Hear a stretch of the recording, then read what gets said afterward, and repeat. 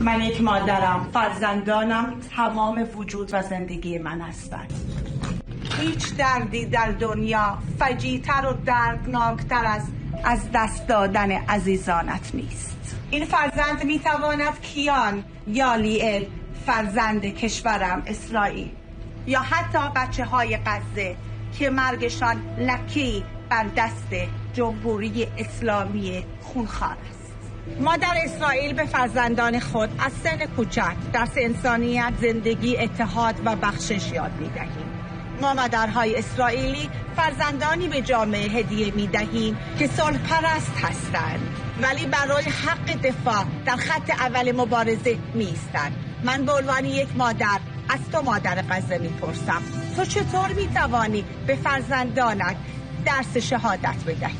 تو چطوری اجازه میدهی از فرزندان تو حماس داعشی یک سپر انسانی بسازد؟ هزاران کودک و نوجوان بیگناه که زیر حمایت جمهوری اسلامی هستند، از جمله سوریه، یمن، غزه و فرزندان بیگناه ایران به علت مدیریت دیکتاتوری و خونخوار جمهوری اسلامی جانشان را از دست دادند. انتخاب با ماست. فرزندان خاورمیانه حق زندگی بهتری دارند.